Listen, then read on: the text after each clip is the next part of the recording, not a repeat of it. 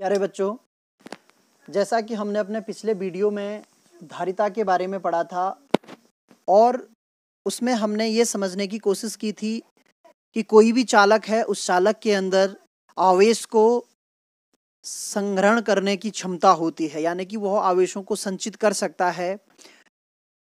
लेकिन जब हम केवल एक चालक लेते हैं तो उस चालक में जो आवेश संग्रहण की क्षमता होती है वह बहुत कम होती है। इसके लिए चित्र में मैंने एक ऐसा संयोजन लिया है जिसमें दो समांतर प्लेटें हैं जिनके क्षेत्रफल एक समान है, ए क्षेत्रफल है और उनके बीच की जो दूरी है वो डी है।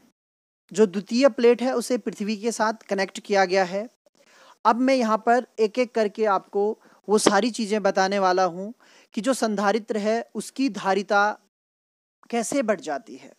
एक संधारित्र कैसे कार्य करता है उसे समझने की कोशिश करते हैं। संधारित्र एक ऐसी युक्ति है जिसमें दो चालक प्लेटें होती हैं, वो एक दूसरे से अल्प दूरी पर रखी जाती हैं। उनमें से एक प्लेट को हम पृथ्वी के साथ जोड़ देते हैं तथा जो प्रथम प्लेट होती है उसमें आवेश संग्रहण करने की जो क्षमता है वह बढ़ जाती है। यह कैसे कार्य करेगा या यह कैसे पॉसिबल होता है, इसे समझने की कोशिश करते हैं। जब हम चालक की एक प्लेट लेते हैं और उसे आवेश दिया जाता है तो यह आवेश उसमें संग्रहित होने लग जाता है। इसके कारण इसके विभव में लगातार वृद्धि होती है और जो विभव है वह मैक्सिमम हो जाता है। अधिकतम होने के पश्चात यदि हम उसे और आवेश देते हैं तो वो आवेश उसमें संग्रहित न होके बल्कि उससे बाहर गिर जाते, यानी कि लीक होने लग जाते हैं। तो अब हम अगर इस प्लेट को और आवेश देते हैं तो वो आवेश उसमें संग्रहित नहीं होंगे। जब हम दूसरी प्लेट इसके सम्मुख रखते हैं, आप इस तरीके से समझिए, जब दूसरी प्लेट इसके सम्मुख रखी जाती है तो इस प्लेट के प्रथम सिरे पर, यानी कि ये वाला जो हिस्सा होगा, इस पे वैद्युत प्रेरण के कारण ऋणात्मक आवेश, ये धनात्मक है, इसमें ऋणात्मक आवेश आ जाएगा और जो दूसरा सिरा है उस पर धनात्मक आवेश आ जाएगा। ये ऋणात्मक आवेश इसके प्रभाव को कुछ कम कर देता है, यानी कि आप ये समझ लीजिए कि इसका जो पोटेंशियल हाई था उस पोटेंशियल को ये नेगेटिव पोटेंशियल थोड़ा सा लोअर कर देता है। इसके कम होने की वजह से हम इसे और आवेश दे सकते हैं, लेकिन इसमें सबसे बड़ी दिक्कत ये है कि इसके साथ जो ये धन आवेश है वो इसके नेगेटिव इफेक्ट को कम करता है। यदि हम पे ऐसी कोई युक्ति हो कि हम इस धन आवेश को कहीं शिफ्ट कर दें या खत्म कर दें तो इसका जो नेगेटिव इफेक्ट है वो पूरा का पूरा इसके लिए प्रयोग हो सकता है। इसके लिए हम क्या करते हैं कि जो द्वितीय प्लेट है उसे हम पृथ्वी के साथ कनेक्ट कर देते हैं। पृथ्वी के साथ कनेक्ट करने के पश्चात क्या होता है, यहाँ जो धन आवेश है वो इस धन आवेश को रिपेल करेगा, यानी कि वो उसको प्रतिकर्षित करेगा। इस प्रतिकर्षण के कारण ये इस प्लेट से दूर हटने की कोशिश करेंगे। अब हमने उसे एक रास्ता दे दिया, यानी कि हमने उसे पृथ्वी के साथ कनेक्ट कर दिया, तो ये धन आवेश आसानी के साथ पूरा का पूरा कहाँ चले जाता है, पृथ्वी में चले जाता है। यहाँ पर यह भी क्वेश्चन आता है कि जो ऋण आवेश है वो क्यों नहीं पृथ्वी में जाता है, तो उसके पीछे कारण है कि जो ये धन आवेश होता है यह इस ऋण आवेश को आकर्षित करके रखता है।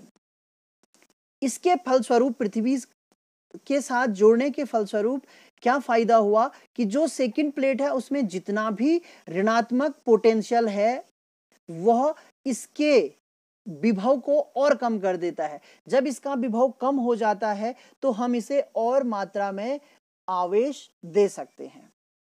तो जो द्वितीय प्लेट है उसको लगाने के पीछे सबसे बड़ा फायदा यही है कि हम इसके द्वारा इसके विभव के मान को कम कर देते हैं, जिससे हमें यहाँ से और आवेश देने में आसानी होती है, या यूं कहें कि जो ये प्रथम प्लेट है इसमें आवेश संग्रहण करने की क्षमता बढ़ जाती है।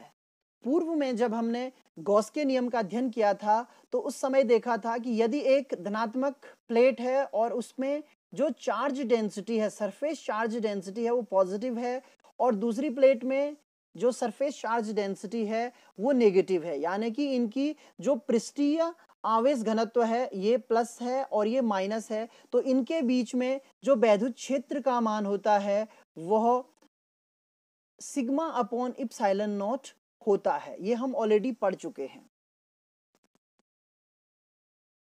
किसी संधारित्र के लिए धारिता का मान जब हम ज्ञात करें तो उसके लिए हमें किन किन चीजों की आवश्यकता होती है। प्लेटों के बीच वैद्युत क्षेत्र का मान क्या होता है। तो जब हम गॉस के नियम का अनुप्रयोग पढ़ रहे थे तब हमें यह पता चला कि यदि दो प्लेटें हैं और उनमें से एक प्लेट में प्लस सिग्मा, यानी कि ये जो पहली प्लेट है इसमें प्लस सिग्मा पृष्ठीय आवेश घनत्व है और इस प्लेट में माइनस सिग्मा पृष्ठीय आवेश घनत्व है, तो उनके बीच जो वैद्युत क्षेत्र का मान होगा वह E0 not is equals to sigma upon epsilon not होगा। दूसरा पॉइंट ये है कि वैद्युत क्षेत्र और विभवांतर में संबंध, तो ये भी हम ऑलरेडी पढ़ चुके हैं। जो वैद्युत क्षेत्र और विभवांतर में संबंध है वह E is equals to V upon D होगा। जब पोटेंशियल ग्रेडियंट वाला टॉपिक मेरे द्वारा पढ़ाया गया था तो उसमें यह वैल्यू मैंने आपको पहले ही बता दी थी। तो दूसरी चीज भी हमें पता है। और अब सबसे मुख्य बिंदु ये आता है कि धारिता, आवेश और विभव में संबंध। तो जो धारिता की परिभाषा थी उससे यह संबंध निकल के आया था C is equals to Q upon V। तो यहां पर हम इस तरीके से प्रोग्रामिंग करने वाले हैं, हमें इस तंत्र के लिए कुल आवेश चाहिए, इस तंत्र का कुल विभव चाहिए, तो हम आराम से इसकी धारिता ज्ञात कर लेंगे। हम संधारित्र की धारिता ज्ञात करने वाले हैं।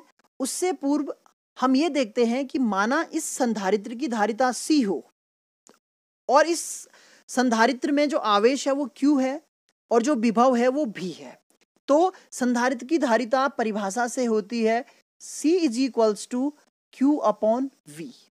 अब हमारी सारी प्रोग्रामिंग Q और V के लिए होने वाली है, यानी कि हम ये ज्ञात करेंगे कि इस संधारित्र में कितना आवेश है और इस संधारित्र का कितना विभव है। जैसा कि मैंने आपको ये बताया कि जो वैद्युत क्षेत्र है और जो विभव है उनमें संबंध है E is equals to V upon D, या हम यूं कहें V is equals to E into D। E की value sigma upon epsilon not और D होती है, जहां सिग्मा Q अपॉन A होगा। सिग्मा पृष्ठीय आवेश घनत्व है, इस पृष्ठ में कुल आवेश का मान Q है, पृष्ठ का क्षेत्रफल A है, तो Q अपॉन A पृष्ठीय आवेश घनत्व को दर्शाता है। तो ये वैल्यू हो गई E की, या इसी को हम क्या लिख सकते हैं, हम लिख सकते हैं V is equals to Q upon A epsilon not D। तो देखिए V हमें प्राप्त हो चुका है और Q, क्योंकि आवेश इस प्लेट में Q ही है, तो हम इस फॉर्मूले में इसका मान रखने वाले हैं। V के इस मान को हम धारिता के मान में, धारिता का मान क्या था Q अपॉन V में रख देंगे और इसका हमें व्यंजक प्राप्त हो जाएगा। तो देखिए V का मान यहाँ पे रखने पर क्या प्राप्त होता है, Q अपॉन, और इसका मान देखिए क्या है, Q upon A epsilon not D। Q से Q कैंसिल हो गया, ये अपॉन में है यानी कि 1 अपॉन है, तो ये ऊपर आ जाए। C is equals to A epsilon not upon D हमें प्राप्त हुआ, और यही समांतर प्लेट संधारित्र की धारिता का मान है। संधारित्र की प्लेटों के बीच में जो खाली स्थान है इसमें हमने कुछ भी नहीं लिया है, यानी कि निर्वात है या वायु है, तो ये फॉर्मूला हमें प्राप्त होता है। परंतु यदि इन प्लेटों के बीच में कोई परावैद्युतांक माध्यम भर दिया जाए और उस परावैद्युतांक का जो मान है यानी कि जो नियतांक है वो K हो, तब हमें वैद्युत धारिता का मान क्या प्राप्त होगा। इसका अध्ययन हम अपने नेक्स्ट वीडियो में करेंगे। तो आशा करते हैं कि आपको समझ में आ गया होगा। जो भी लोग चैनल पर नए हैं चैनल को सब्सक्राइब कीजिए, लेटेस्ट वीडियो के लिए बेल आइकन को प्रेस कीजिए।